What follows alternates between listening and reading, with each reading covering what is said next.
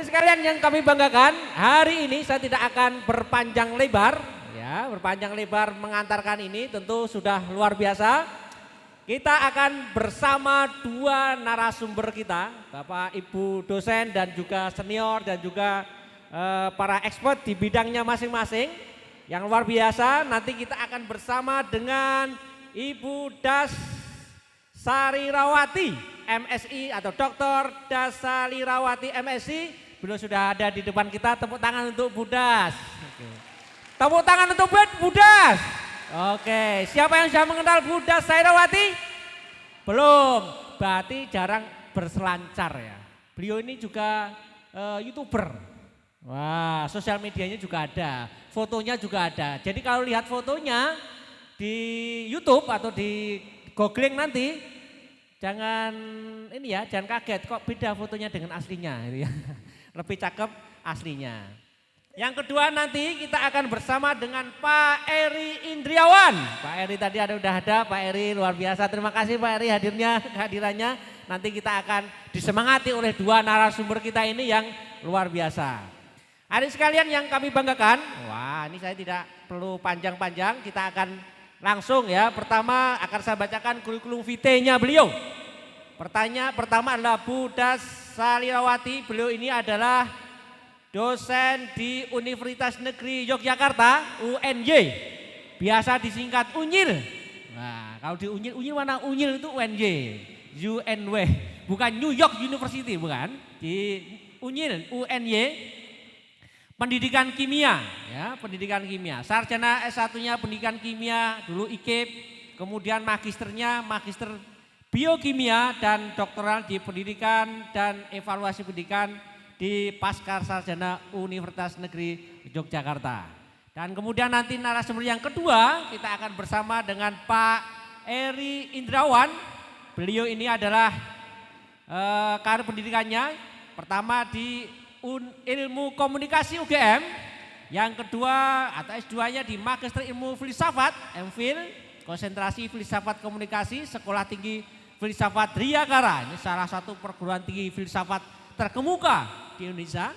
Magister yang kedua di Ilmu Komunikasi, Manajemen Komunikasi, Universitas 11 Maret Surakarta, dan PhD-nya atau doktornya di Political Marketing Communication of Studies di Edith Cowan University Australia. Tepuk tangan untuk kedua narasumber kita. Adik sekalian yang kami banggakan, sebelum saya mulai saya harus mengkondisikan adik semua untuk konsentrasi. Tangan di atas, untuk tangan diangkat di atas, tangan di atas, semua. Tangan kanan saja, tangan kanan saja, tangan kanan saja, tangan kanan saja. Coba ditempelkan ke pundaknya teman sebelah kanan. Oke, coba ditepuk-tepuk temennya. Tepuk sambil dipijitin ya, ditepuk sudah. Sambil ditepuk ikuti kata-kata saya. Sahabatku. Ditepuk sahabatku. Alhamdulillah. Hari ini, minggu ini kita telah mulai menjadi mahasiswa Fakultas Ilmu Tarbiyah UIN Sunan Kalijaga Yogyakarta. Fakultas paling keren, fakultas paling jos di Indonesia. Kita bersyukur, alhamdulillah. Hari ini kita akan melaksanakan kuliah umum. Ikuti dengan baik. Perhatikan kata-kata, motivasi, dan ilmu dari para narasumber. Ojo ngeyel, tepuk yang keras. Ojo ngeyel. Kalau ngeyel tidak dapat makan siang. Ganti, tangan kirinya, ganti, tangan kiri nasihati teman sebelahnya. Sahabatku, alhamdulillah kita saat ini sudah mulai menjadi mahasiswi hebat. Alhamdulillah. Jangan sia-siakan kesempatan ini. Kita harus, tepuk yang keras, kita harus menjadi mahasiswa berprestasi. Betul kata Pak Imam, bahwa yang membedakan kamu dan saya adalah prestasinya. Pak Imam juga pernah berkata, mengutip kata-katanya Pramudia, jika usiamu tak sepanjang usia dunia, maka sambunglah dengan karya. Ingat, ojo ngeyel, ojo ngelamun, ojo bantahan. Semua tugas dikerjakan. Kalau tidak, nggak usah dapat sentek. Ya, tepuk tangan untuk kita semua sambil jabat tangan, di jabat tangan teman sebelahnya. Anda adalah anak yang hebat, jabat tangan. Selamat. Ucapkan selamat kepada teman sebelahnya.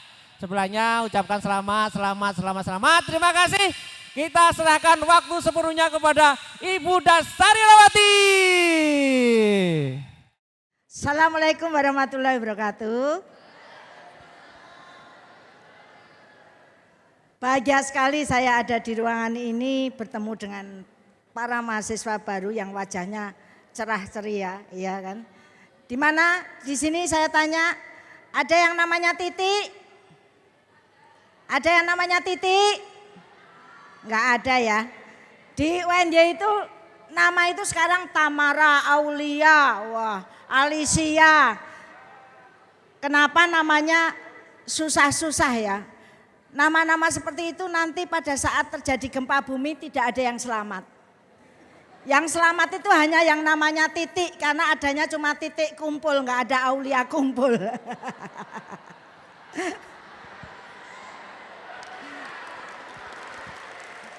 Titik kumpul, nggak ada Agus kumpul, Bambang kumpul. Yang diselamatkan hanya yang namanya Titik. Perkenalkan, nama saya tadi sudah disebutkan oleh Prof. Imam, Dasarilawati. Das itu bukan daerah aliran sungai, bukan. Das itu dasa. Saya anak nomor 10 dari 14 bersaudara. Zaman dulu itu orang anaknya banyak, karena Anda harus memaklumi dulu itu tidak ada televisi, tidak ada listrik. Jadi kalau malam bengang-bengong hiburannya mungkin cuma satu itu. Jadi anaknya banyak.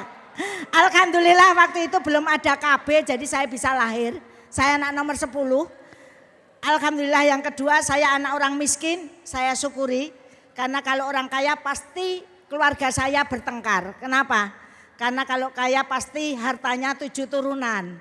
Jadi anak nomor 8 sampai 14 enggak kebagian, pas rame. Jadi kalau saya datang ke sini, terutama mas-mas, ini pembicaranya kok enggak cantik, harap dimaklumi anak nomor 10 antara niat dan tidak, ya toh? Iya. Tapi saya selalu pede, percaya diri, karena saya tahu cantik itu bukan jaminan. Yang jadi jaminan BPKB sertifikat saya sudah punya. Saya kemarin juga ngisi kuliah umum di Unesa, saya bilang cantik itu tidak menjamin kebahagiaan. Terus yang cewek-cewek enggak terlalu cantik teriak-teriak, hore, hore. Saya bilang saya ngomongnya belum selesai. Yang cantik aja tidak menjamin kebahagiaan, apalagi yang jelek.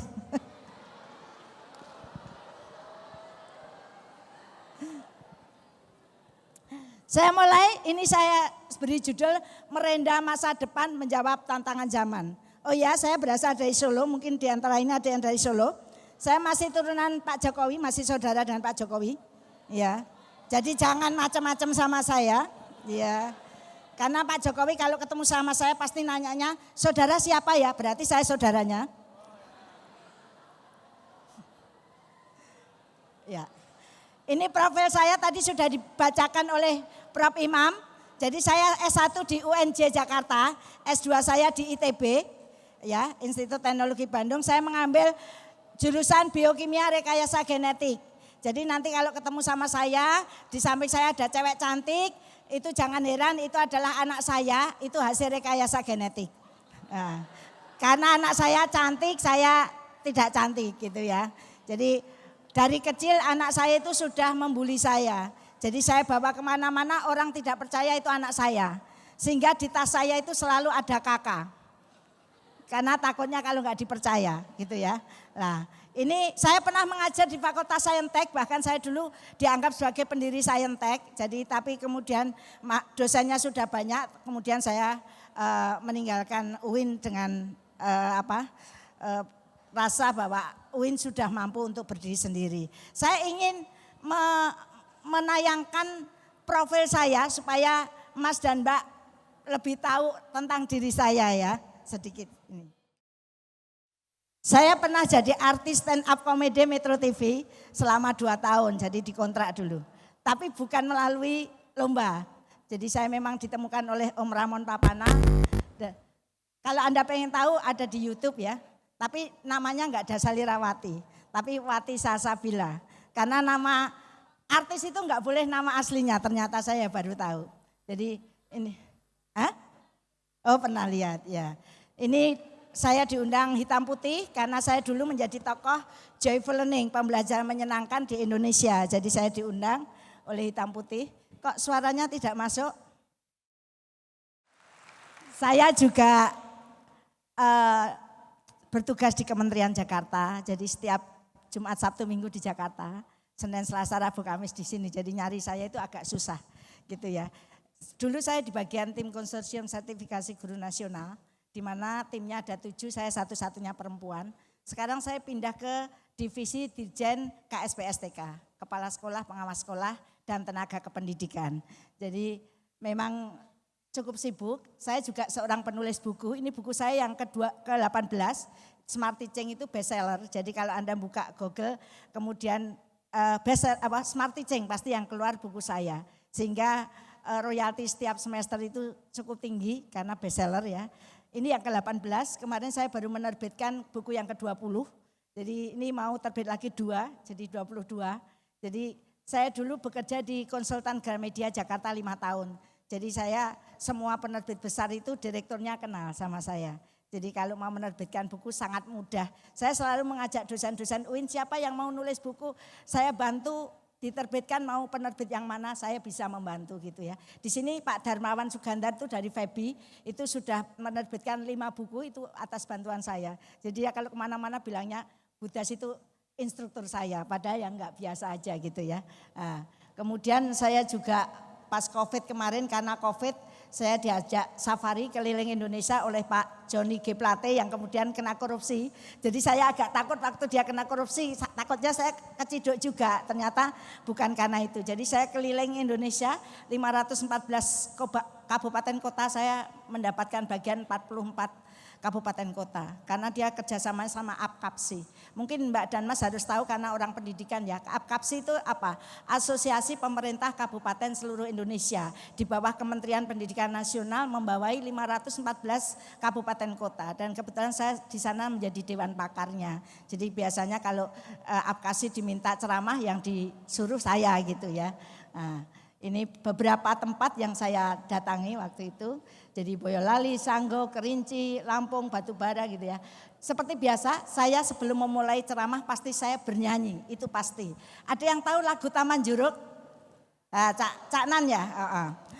Beratnya jadi mahasiswa kini, banyak tantangan di balik maju teknologi, berkompetisi dalam mencari peluang kerja tak hanya dengan manusia.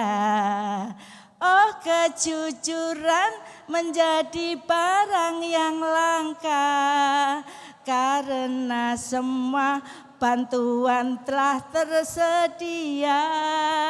Buat skripsi kita tinggal minta EA.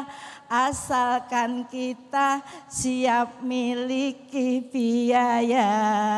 Harus diingat, jadi sarjana nilai bukanlah tujuan kita yang utama. Semua usaha kita lakukan, asalkan itu merupakan jalan yang benar. Jika kau curang, jadi beban di kemudian. Terima kasih. Yuk kita mulai ya pendahuluan.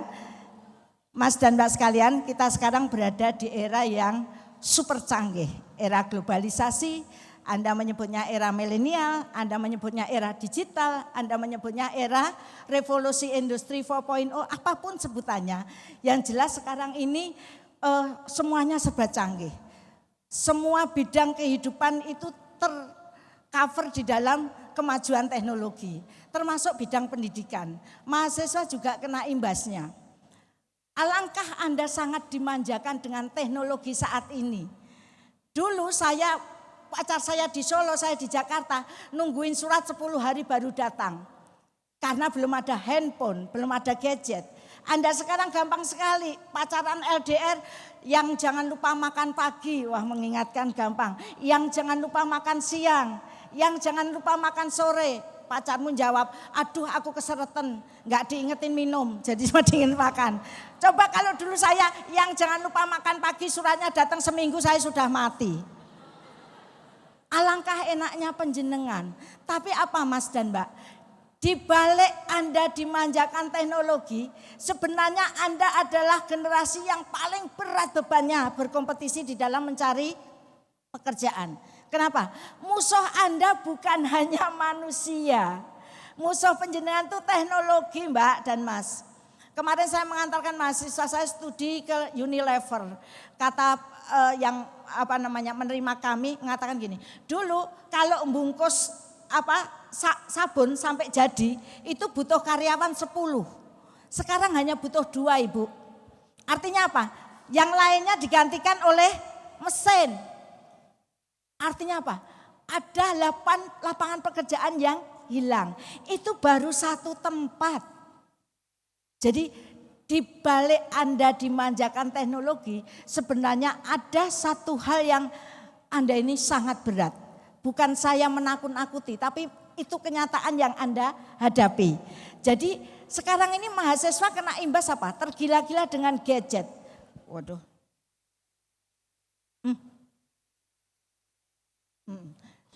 Dunia mereka tergantikan dengan dunia maya. Kenapa? Karena dunia maya begitu indah dan menyenangkan. Kalau Anda punya pacar, kenapa Anda malas tidur, sulit tidur? Saya tanya kenapa? Kalau punya pacar sulit tidur. Oh karena saya pegang HP terus, bukan. Kenapa? Karena kenyataannya lebih indah daripada mimpinya. Karena udah punya pacar, kalau nggak punya pacar, ada yang masih jomblo? Nanti diperiksakan ke rumah sakit minta di ronsen. Orang kalau jomblo itu biasanya rusuk-rusuk tulangnya banyak yang patah. Anda menderita jomblo-porosis. Nah, sehingga menggeser ketertarikan Mas dan Mbak pada kuliah. Oleh karena itu kenapa dosen-dosen saat ini harus menarik dan menyenangkan supaya mahasiswanya tidak menarik-narik HP dari laci. Kenapa? Karena dunia maya lebih menarik daripada dunia nyata. Ya, nah itulah. Selain gadget melanda kehidupan mahasiswa saat ini, mahasiswa juga dibanjiri dengan dunia medsos, media sosial yang hingar-bingar. Kalau Anda nanya kenapa Bunda dosen kok TikTokan? Saya itu TikTokan, di tulisan TikTokan saya selalu ada informasi untuk masyarakat. Jadi kalau ada yang nanya, netizen nanya, Bu kenapa sih orang itu kalau tertawa kadang-kadang sampai terkencing-kencing. Oh ya saya terangkan lewat tulisan di TikTok saya. Bu kenapa kalau habis makan itu ngantuk. Oh ya saya tulis. Jadi ada kepentingan di situ saya untuk memberi informasi pada masyarakat. Sehingga sampai sekarang follower saya sudah 150.000. Yang nge-like saya 2,1 juta. Jadi mungkin karena saya bekas artis juga ya. Jadi banyak dikenal gitu ya. Nah, itu fungsinya. Jika mahasiswa tidak bijak memanfaatkan medsos, apa yang terjadi? Penjenengan terbawa pada arus hoak, pada arus apa. Sekarang itu kalau dulu mau lihat cewek yang bajunya seksi aja kita sembunyi-sembunyi. Sekarang di TikTok itu dipamerkan. Kalau penjenengan nggak selektif, aduh mata penjenengan sakit. Kata anak saya lulusan SMA Muhammadiyah 2, aduh mas saya belajar 3 tahun Al-Quran, ini saya dosanya pahala saya hilang. Kenapa? Aku nggak sengaja mah buka TikTok kok isinya kayak gitu. Masya Allah. Orang mau FYP aja kok macam-macam gitu ya. Lah itulah dunia maya kita. Ya, ini bisa mengganggu studinya. Ya kenapa mengganggu studi? Ya banyak kasus mahasiswa kecanduan. Terus lupa belajar. Kecanduan lihat TikTok. Karena bagus-bagus Bu, banyak orang ganteng di situ. Misalnya yang cewek-cewek, yang cowok-cowok juga begitu. Lah harapannya kan tidak seperti itu. Terlebih dengan kemajuan teknologi saat ini yang memudahkan mahasiswa dalam segala urusan. Mulai dari kemudahan mencari informasi, meminta bantuan teknologi dalam penyelesaian tugas, sampai pada kecanggihan strategi mencontek yang sulit dideteksi dosen. Akibatnya apa? Mahasiswa kehilangan percaya diri. Sudah nggak percaya lagi dengan dirinya sendiri. Nyontek itu adalah bentuk ketidakpercayaan Mas dan Mbak terhadap kemampuan penjenengan sendiri. Lah itu jangan sampai ada ya.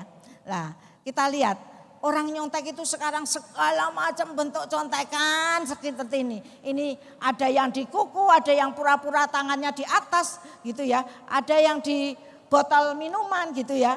Banyak sekali bentuknya. Nah, ada yang seperti ini.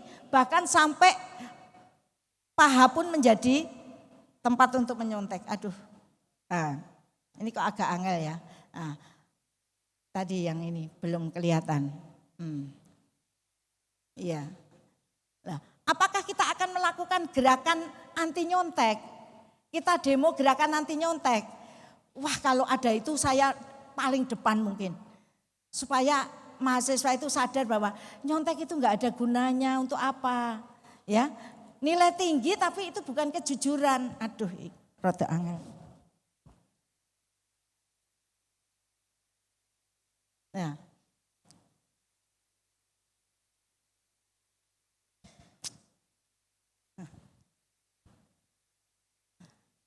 Akibat fatalnya kita menjadi pribadi yang tak mandiri dan memiliki ketergantungan yang tinggi terhadap teknologi daripada dengan orang lain. Padahal kesuksesan seseorang itu modalnya harus percaya diri dan kemandirian. Penjenengan menjadi orang sukses itu modalnya percaya diri. Kalau Anda nggak percaya diri nggak akan jadi orang sukses. Yang kedua adalah kemandirian gitu ya. Lah, memang benar kalian termasuk mahasiswa generasi Z atau Alpha yang melek teknologi, tetapi jangan lupa teknologi itu hanya penerapan ilmu pengetahuan. Ilmu pengetahuan asalnya dari mana, Nak? Dari ide gagasan otak kita. Otak kita dari mana, Nak? Dari pemberian Allah. Artinya apa? Yang pintar ini sebenarnya siapa? Allah. Manusia itu enggak ada celah sedikit pun untuk sombong. Kenapa? Ilmunya hanya setetes air di tengah lautan dibandingkan ilmu Allah. Kalau ada profesor sombong, saya tanya satu kali aja. Prof bisa membuat rambut seperti rambut kepala saya yang bertambah panjang 0,9435 cm setiap 24 jam. Bertambah sekitar 1 cm. Dia menjawab tidak. Itu baru rambut Prof, Anda sudah bilang tidak. Apa yang akan Prof sombongkan di hadapan Allah? Kalau saya tanya kenapa alis rambutnya tidak tumbuh seperti di rambut kepala? Tambah stres profesornya. Ya kalau panjang terus kan nutupi mata. Tapi kan alasannya bukan itu. Apa? Tuhan kita menciptakan alis memang gennya tidak sama di rambut. Gennya di alis itu on dan off. Jadi kalau Anda kerok itu dia akan on. Nanti setelah panjang tertentu dia akan off. Tidak seperti rambut kepala. Makanya orang yang sering ngeri alis rambutnya pasti gundul. Kenapa? Seperti saklar listrik. On off, suwe-suwe rusak. Buktinya saya dulu waktu jadi artis kan mesti make up artis kan minta alisnya di ini. Saya bilang mbak jangan dikerok. Ibu itu public figure nggak bisa. Ibu harus ditandani supaya kelihatan bagus gitu. Alis saya kemudian gundul karena gennya bingung. Saya mau on atau off gitu. Itu alasan penjelasan ilmiahnya gitu. Nah kemudian kita lihat. Astagfirullah. Mengapa kalian mendewakan teknologi padahal Allah sudah memberi kalian otak yang mampu menciptakan teknologi. Bahkan Allah itu memberikan pada kalian waktu yang sama 24 jam sehari. Tidak ada yang ini orang kaya saya kasih 48 jam, ini yang miskin saya kasih 12 jam, enggak ada. Semua 24 jam. Kemudian kita merenung, kenapa sama-sama 24 jam dia bisa sukses, saya tidak bisa sukses. Kenapa 24 jam dia bisa jadi orang yang hebat, saya tidak jadi orang yang hebat. Artinya apa? Kuncinya di mana? Kepandaian Anda memanfaatkan waktu, ya, gitu. Percayalah dengan kemampuan kalian, jangan pernah ingkar dengan semua hal yang berkaitan dengan itu. Jadi ingat, orang yang bijak adalah orang yang tidak ikut-ikutan hal yang buruk. Jadi kalau Anda ikut hal-hal yang buruk itu berarti Anda nggak bijak. Kemudian orang yang pandai memilih mana yang harus ditiru dan mana yang harus dijauhi. Apakah kalian termasuk orang yang bijak? Insya Allah Anda masih murni nih, masih semester 1 itu masih murni. Dan tidak dipengaruhi. Di tengah-tengah gelombang teknologi yang namanya artificial intelligence atau AI atau EA bacanya gitu ya. Apa itu EA? Teknologi yang memungkinkan iso niru persis otaknya menungso, tapi dia nggak punya perasaan. Sekarang ini luar biasa kehadiran AI itu sangat meresahkan dunia pendidikan. Sebab hampir semua pekerjaan mahasiswa dapat dilakukan oleh AI asalkan mahasiswa mampu mengoperasikannya. Nih saya tunjukkan butuh kejujuran mahasiswa. Kita lihat, bayangkan sekarang ini secara terbuka ditulis seperti ini. Anda mau skripsi bab 1 500.000, bab 2 bayangkan. Sudah terbuka seperti itu, dia pakai EA. Bayangkan, ini kalau kita baca satu persatu, dia pakai bab 1 harganya berapa, bahkan ada yang subjudul per subjudul. Latar belakang 200.000 kayak gitu. Pertanyaan saya, Mas dan Mbak bisa, tapi apakah Mbak dan Mas akan bangga dengan itu? Karena itu bukan karya penjenengan sendiri. Saya katakan bahwa Anda boleh saja, mereka menawarkan terang-terangan seperti ini banyak sekali ya. Bahkan kamu mau bisa bikin buku nggak nyampe 1 hari bukumu jadi. Saya itu ada yang nawarin, Bu, pinjam namanya ibu karena ibu orang terkenal. Saya bikin buku tapi bukunya saya beri nama ibu, saya bayar 1 juta. Saya bilang kalau kamu bayar 50 juta saya mau. 1 juta buat apa? Saya bilang gitu. Pinjam nama saya supaya apa? Bukunya laris. Ini serius, saya ditawari begitu. Tapi ibu kan bukunya bisa untuk naik pangkat, aku butuh naik pangkat. Apakah Bunda bisa jadi profesor? Seminggu ini bisa saya, yang nawarin Skopus saya banyak kok. Budas kurang Skopus ya, zona Skopus. Ada yang 5 juta Bun, ada yang 10 juta. Aku duit ya akeh, neng aku gak pengen itu. Kenapa? Kalau aku jadi profesor harus itu hasil karyaku sendiri. Aku bisa sombong sama kalian, wah Bunda sekarang profesor. Ada 2 yang tidak bisa dibohongin, siapa? Allah dan hati nurani kita. Kalau Anda bohong, seumur hidup Anda tidak akan bisa membohongi diri sendiri. Senyum-senyum ya saya profesor, tapi ternyata bukan karyanya sendiri. Anda senyum-senyum jadi sarjana foto-foto, hati kecil Anda mengatakan skripsinya bukan bikinan saya sendiri. Seumur hidup Anda tidak akan lupa itu. Nah itu yang Anda pikirkan. Itu ketenangan batin loh kayak gitu tuh. Ya. Apakah kalian masuk dalam dunia tipu-tipu? Bahagiakah kalian dengan kelulusan sebagai sarjana yang tugas akhir skripsinya kalian bukan karya sendiri? Apakah kalian tahu ada 2 bagian dari kehidupan kita yang dapat ditipu, yaitu apa? Sang pencipta alam semesta Allah dan hati nurani Anda, diri Anda sendiri. Saya tidak melarang Mas dan Mbak itu menggunakan bantuan teknologi, enggak ngelarang. Kenapa? Dunia penjenengan memang sekarang seperti itu. Tapi Anda harus bisa ngerem. Bagian mana yang saya minta bantuan tugas misalnya menelusuri kajian teori enggak tahu terus menggunakan kemampuan EA boleh. Tapi kan Anda harus membaca lagi, memodifikasi, memparafrase itu membahasakan dengan kalimat Anda sendiri. Artinya tidak persis ketiplek. Tapi ada usaha di situ untuk memperbaiki, memodifikasi. Itu masih boleh. Karena memang dunia Anda seperti itu. Ning ojo mung copy paste, ketiplek tadi. Di mana rasa bangga Anda karena Anda hanya memindahkan, ya. Ya mari kita seringkan bagaimana merembah masa depan agar dapat meraih kesuksesan. Mahasiswa itu masyarakat intelektual. Tapi saat ini Anda tidak hanya cukup pinter saja. Tidak cukup pinter saja itu. IPK tinggi, lulus cum laude, belum dapat menjamin Anda akan meraih sukses setelah menjadi sarjana. Lalu di mana? Nah, era globalisasi itu menuntut mahasiswa untuk memiliki 4 kompetensi penting. Yaitu apa? Yang terkenal dengan 4C. Jadi abad 21 itu menuntut Anda memiliki 4C. 4C itu apa? Creativity and innovation skill, critical thinking skill, collaboration skill, communication skill. Anda harus jadi anak kreatif dan inovatif. Anda harus berpikir kritis, sering tanya pada semua orang yang berkaitan dengan pengembangan ilmu Anda. Kuliah di kelas jangan hanya bengong saja. Jangan jadi mahasiswa yang hanya kupu-kupu, kura-kura, kunang-kunang, kuda-kuda, sarden. Itu apa Bunda? Kupu-kupu itu kuliah pulang. Ngertinya mau kuliah balik ditanya nih, kamu belajar apa? Enggak tahu. Atau kura-kura, kuliah radong. Radong itu enggak ngerti. Atau kuda-kuda, kuliah dandan. Iki sebenarnya mau jadi artis, fashion, atau gimana? Atau tadi kunang-kunang, kuliah nangkring, biasanya mas-mas. Atau ini yang paling parah yaitu sarden. Anda pernah makan sarden? Nah, sarden itu ada di kaleng, kepalanya enggak ada. Maksudnya apa?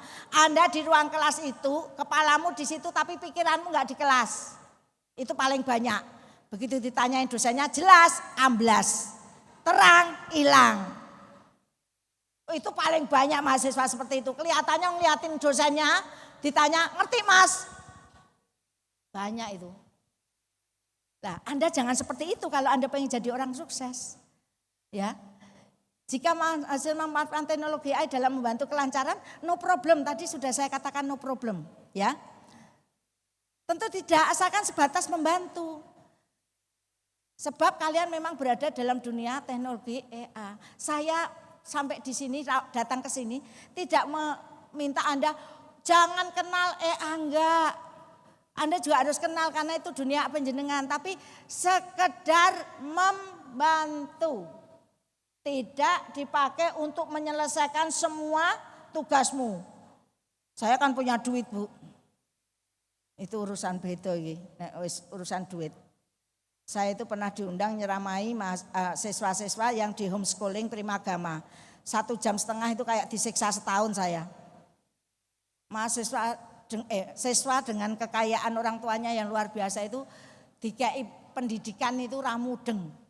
Mau bengok-bengok tok ditanyain siapa yang cita-citanya jadi dokter, enggak ada yang ngacung. Siapa yang cita-citanya, saya enggak ada cita-cita Bu, perusahaan bapak saya aja ada 10 edan ra. Aku nangkono 1,5 jam mas kayak semaput saya. Semua bantah seperti itu. Apa Anda enggak pengen jadi orang sukses? Sekarang aja udah sukses Bu. Saya kemana-mana diantarnya Alphard. Pernah mangkel toh mas? Ini serius. Kenapa Bunda diundang ke homeschooling itu? Direktur Primagamanya stres. Kenapa? Guru-gurunya itu hanya bertahan 1 bulan 2 bulan. Lah ngadepi siswa aku yang ngono pernah semaput. Dikandani, masuk ya, masuk nih. Ngapain nyuruh masuk? Saya kan udah bayar. Saya masih pengen di luar. Siswane kok yang ngono kuwi Mas. Lah gurune ya semaput mbok dibayar gede. Jenengan mungkin ya ora kuat. Terus nek dikai surat ini nanti kasihkan orang tamu gitu. Itu kan ada sopir saya, kasih aja sopir saya. Jadi attitude elek banget, sumpah. Ya. Jadi era milenial itu adalah Internet of Things, IoT. Kenapa? Anda itu apa saja ditolong oleh internet gitu ya. Oleh karena itu Anda itu butuh filter dan batasan diri sampai mana kemajuan teknologi tersebut difungsikan. Tetapi tidak merusak masa depan kalian sendiri menjadi plagiator atau user teknologi yang penuh dengan tipu muslihat. Sekali lagi Mas dan Mbak, boleh memakai teknologi tapi jangan 100% hidup kamu dikendalikan oleh teknologi. Sadar bahwa teknologi itu hasil ide dari otak kita. Kita diberi sama Allah itu otak untuk berpikir. Jadi itu yang perlu disampaikan ya. Jadi belajar apapun butuh keberanian untuk mencoba menghadapi masalah ya.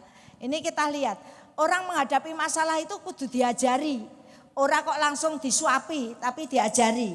Contohnya ini. Aduh. Cakap itu kalau dalam Kamus Besar Bahasa Indonesia dikatakan sanggup melakukan sesuatu. Ya, jadi sebagai generasi era milenial kalian harus siap dan sanggup untuk melakukan sesuatu yang berkaitan dengan masa depan Anda gitu kan ya. Caranya biasakan otak kalian untuk diajak berpikir kreatif, inovatif, kritis, mampu melakukan kolaborasi dan piawai dalam berkomunikasi seperti tuntutan abad 21 ya. Bukan saatnya lagi kalian menjejali otak dengan teori dan konsep, tapi Anda harus mampu menggunakan konsep dan teori yang Anda peroleh di kelas bangku kuliah itu untuk sesuatu yang bermanfaat untuk kehidupan Anda. Jangan hanya menjadi user hasil-hasil teknologi negara lain, tapi Anda harus selalu berpikir untuk menjadi seorang maker atau pembuat gitu ya. Nah, anak-anak di luar negeri itu sudah pada tahap berpikir applying dan reasoning, menalar dan juga menerapkan.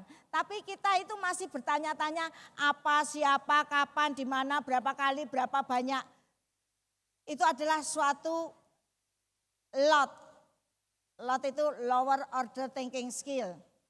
Tidak hot, tidak higher order thinking skill. Dan kita diharapkan seperti itu. Kalau apa, siapa, kapan, di mana itu pertanyaan untuk melihat kejujuran pacar Anda.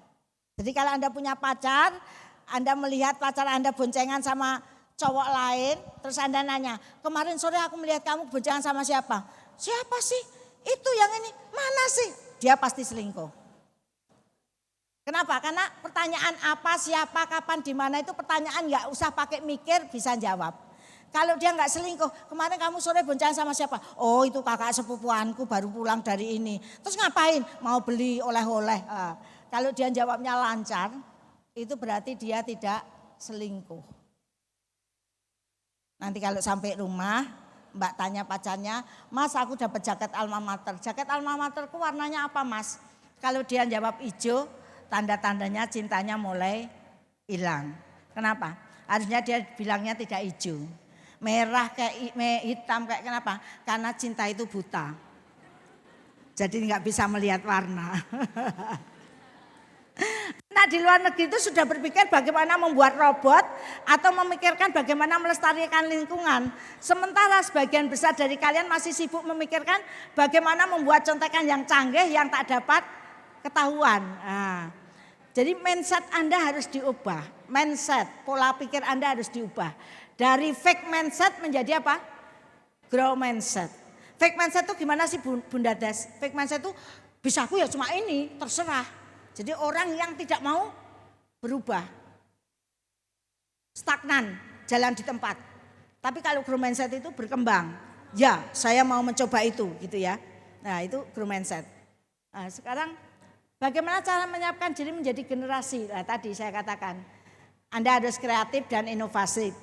Apa? Kreatif itu apa? Melakukan sesuatu yang bertolak belakang dengan pola umum. Jadi kamu berlawanan arah. Makanya orang kreatif dikatakan orang yang nyeleneh.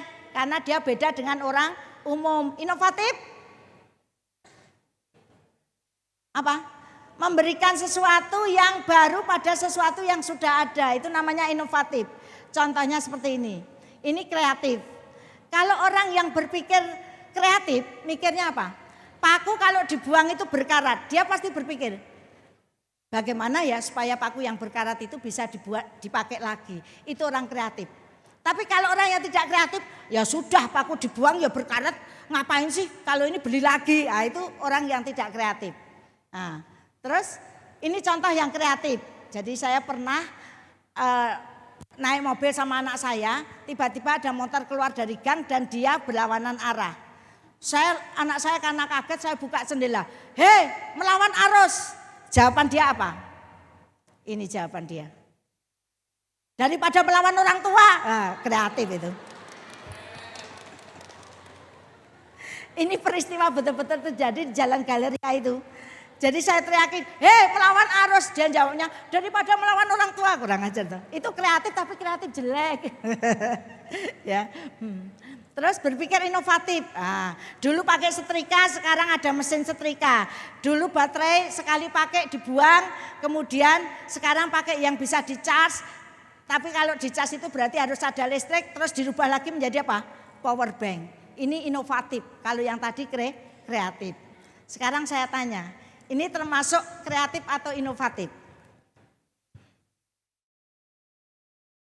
Apakah Anda termasuk mahasiswa yang critical thinking, artinya memiliki keterampilan berpikir kritis? Jadi kalau kuliah itu, situasi kuliah, ada celah bertanya, Anda bertanya, berarti Anda itu orang yang kritis, orang yang kritik, yang berusaha menganalisis dan berargumen terhadap masalah yang diajukan dosen. Asal dosennya enggak galak. Ada beberapa dosen kalau ditanya marah. Tempat kami itu kalau ada satu dosen tapi udah pensiun. Kalau ditanya langsung ditanya, namamu siapa? Besok nilainya mesti D. Jadi dia enggak mau diuji sama, padahal bukan menguji. Mahasiswa tanya itu kan hal yang biasa. Itu ada tempat kami dulu tapi sekarang udah pensiun. Jadi melalui keterampilan berpikir kritis, Anda itu akan bisa mencermati sesuatu secara jeli, menyeleksi informasi secara lebih objektif. Terus kalau Anda memiliki kemampuan berpikir kritis, itu Anda menghadapi mata kuliah apapun, saya yakin 1000% Anda itu pasti tertarik. Kenapa? Karena Anda tahu celah-celah menariknya dari mata kuliah yang Anda alami, Anda pelajari. Pasti kalau Anda punya kemampuan berpikir kritis, karena mesti ada aja yang bisa ditanya gitu ya. Nah, semakin kritis kalian, semakin banyak pertanyaan yang muncul, bahkan pertanyaan yang terdengar aneh dan tak terduga. Nah, untuk dapat bersikap kritis itu harus rajin memperluas wawasan ya. Jangan takut mengajukan pertanyaan pada guru Anda gitu, dosen Anda. Kenapa? Karena Anda punya hak sepenuhnya untuk bertanya karena Anda membayar UKT. Jadi Anda punya hak. Kalau ada dosen yang marah-marah itu, dosen nggak tahu haknya mahasiswa gitu ya. Tidak perlu melihat teman lain yang tidak bertanya, sebab untuk menjadi cerdas tidak perlu mencari dan menunggu teman. Ya tanya-tanya aja, nggak usah nyenggol temennya. Mau tanya nggak? Mau tanya nggak? Itu namanya Anda tergantung sama teman gitu ya. Nah, kadang-kadang pertanyaan yang kita ajukan itu agak terdengar aneh bagi dosen, tetapi dari ada penasaran lebih baik Anda tanyakan. Sesuatu yang tidak terpikir sebelumnya akan membuat dosen berusaha mencari jawaban sampai dapat. Pada akhirnya sikap kritis Anda itu semakin berkembang. Perbendaharaan ilmu yang Anda miliki semakin besar. Saya itu ngajar mata kuliah umum literasi sains dan teknologi di Fakultas Bahasa. Saya mengajar anak-anak seni musik yang bocahnya nyeleneh-nyeleneh. Karena dosen MIPA nggak ada yang mengajar di seni musik. Orang MIPA itu kan orangnya tegang-tegang. Nggak ada yang seperti saya. Jadi saya itu seni musik, seni tari itu pasti dikasihkan ke saya. MIPA itu kan kepanjangannya fakultas mikirnya paling angel. EBS fakultas bikin seneng. Jadi seneng di EBS. Itu kalau nanya Mas Mbak, percaya nggak? Aneh-aneh. Tiba-tiba saya bilang mata kuliah ini Anda bebas bertanya tentang fenomena di sekitar Anda. Nanya, Bu saya mau tanya. Ya apa Mas, saya baru masuk dah gitu. Bu angin puting beliung itu penemunya perempuan ya? Apa hubungannya Gusti? Pertanyaannya sama ini. Tapi apakah saya marah? Enggak. Saya bilang minggu depan saya jelaskan. Akhirnya saya mencari-cari kenapa namanya seperti itu. Saya cari sampai saya dapat. Saya itu senang kalau mahasiswa saya nanya yang aneh-aneh karena menyebabkan saya menjadi lebih pintar lagi. Ada lagi yang cowok mas nanya. Yang banyak nanya itu cowok yang seni musik itu. Bu saya mau nanya, saya ini kan cowok bu. Ya wis ngerti, ngapa? Kenapa bu cowok itu kalau habis pipis biasanya tergerut? Lah ora ngerti aku cewek kok. Serius pertanyaannya aneh-aneh, serius. Tapi saya kan cari jawabannya karena saya nggak pantang menyerah. Ada lagi yang ini, saya ditertawakan anak saya. Bu kenapa sih bu? Kan saya nggak ngerti, orang saya 17 tahun jadi janda kan nggak ngerti saya. Artinya saya nggak pernah berhubungan dengan laki-laki. Bu kenapa sih sekarang ini kondom diberi rasa? Aku mumet ra iso jawab aku. Terus saya nanya ke rumah anak saya, emang kondom ada rasanya? Mama ketinggalan zaman, kan ada yang stroberi, ada. Loh kenapa sih? Saya bingung sendiri. Karena saya kan sudah 17 tahun, jadi saya ini mengalahkan Yamaha. Janda semakin di depan.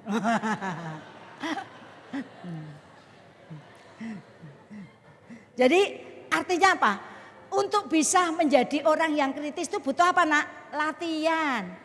Latihan diri untuk peka terhadap keadaan, kesadaran diri akan pentingnya banyak bertanya. Anda itu kalau banyak bertanya itu harus punya sadar diri bahwa dengan banyak bertanya ilmu Anda akan lebih dibandingkan teman yang lain. Nah itu ya. Saya itu sampai dihafali teman-teman saya kalau ikut seminar, Budas ikut seminar ini enggak ya? Ditunggu aja sampai sesi tanya jawab. Kenapa? Saya kalau ikut seminar pantang untuk tidak bertanya, pasti bertanya. Jadi teman saya itu udah hafal, nanti sesi tanya jawab pasti Budas berdiri. Lah ngopo aku ra tekon nek mung seminar ngrungokke ketoke nang omah iso gitu. Nah, saya gitu orangnya. Nah, kalian akan menjadi cakap ketika rasa ingin tahu itu dipupuk setiap saat ya. Jadi ini saya cepatkan aja ya. Nah, oleh karena itu dibutuhkan pemikiran yang grow mindset tadi ya. Karena kuliah itu selalu berhubungan dengan ilmu. Konsekuensinya Anda tidak boleh berhenti berpikir. Konsekuensinya kalau belajar. Yang Anda itu kuliah ya. Jadi kalau Anda banyak tugas ya jangan ngamuk. Karena itu tuh memang konsekuensinya Anda kuliah gitu kan ya. Nah, jangan sampai tadi menjadi kupu-kupu kura-kura tadi ya. Ya.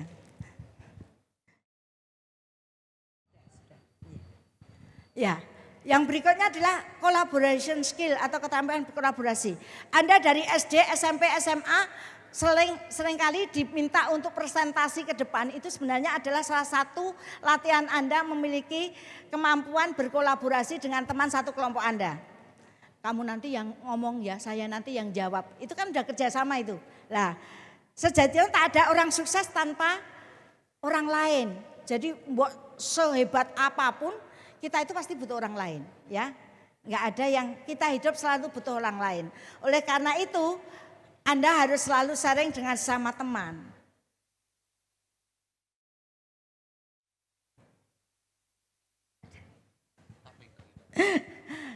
Ya, ini survei terhadap 457 pemimpin dunia. Di situ diantaranya ada nama Pak Joko Widodo. Dikatakan bahwa mereka itu berhasil memimpin negaranya karena adanya 20 hal yang penting ini. Yaitu yang pertama kemampuan komunikasi. Artinya apa? Bahwa manusia sehebat apapun kalau dia komunikasinya jelek, ya itu tidak akan menjadi orang yang sukses gitu ya. Nah itu berdasarkan survei yang dilakukan, survei internasional ya. Di situ dikatakan begitu. Nah kemudian kita lihat ya, karena ini waktunya katanya sih tinggal sedikit, padahal sebenarnya masih banyak. Ya. Coba tebak siapa mereka ya? Ya satu persatu. Ini siapa? Pasti Anda kenal. Kepanjangannya? Yang kedua? Bambang Pamungkas. Yang ketiga? Bambang Wijoyanto. Terus ini? Bambang Brojomusti. Ini? Susantyo, Ketua DPR dulu. Bambang Triatmojo. Bambang Hartono yang punya Hartono Mall ya. Semuanya bernama Bambang. Nah, ya. Apa tujuannya? mereka sama memiliki kesamaan nama, tetapi mereka juga memiliki kelebihan masing-masing sesuai bidang keahliannya. Demikian juga kalian, siapapun kalian sama atau tidak namanya, yang jelas kalian semua memiliki kesempatan yang sama untuk dapat sukses di masa depan. Ada yang tahu lagunya Bayangan, Cakrakan? Ya. Padamu mahasiswa, ku ingatkan pentingnya waktu. Kau sering terlupa, lupa waktu dan juga belajarmu. Engkau sungguh muda, tetapi kau kini mahasiswa, sehingga harusnya pikiranmu sudahlah dewasa. Ku tahu engkau sebenarnya tahu, tapi kau selalu lupakan kewajibanmu. Kau sembunyikan kekuatanmu di balik topeng capek dan tak miliki waktu. Kau jadikan waktu alasan bagimu untuk menghindari saat kau telat tugasmu. Apabila tak sadar terusan begitu suram studimu. Itu ya. Luar biasa, tepuk tangan. Hidup lagi capek-capeknya harus ada saja hiburannya. Ini adalah hiburannya supaya Anda nggak capek. Oke, terima kasih Budas Sarirawati, tepuk tangan untuk Budas. Oke, alhamdulillah banyak sekali yang kita dapatkan ya, banyak insight yang kita dapatkan bagaimana menjadi mahasiswa ideal. Jangan hanya jadi mahasiswa kuda-kuda, ya, kuliah dagang, kuliah dagang, kuliah dagang. Kupu-kupu, kuliah pulang, kuliah pulang, kuliah pulang. Apalagi? Kura-kura, kuliah rapat, kuliah rapat, kuliah rapat. Banyak rapatnya.